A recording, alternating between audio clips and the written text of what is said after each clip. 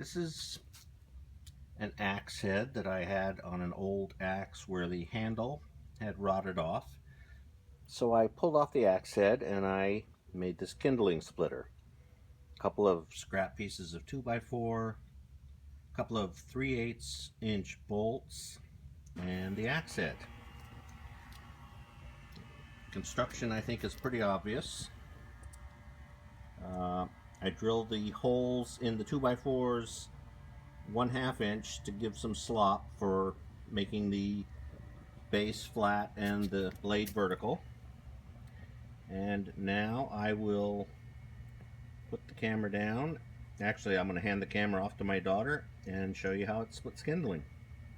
Right. So here's some old 2x4 I found in the yard. This is the half of the axe handle, which I cut to use as a club, a baton, and there. You can probably see.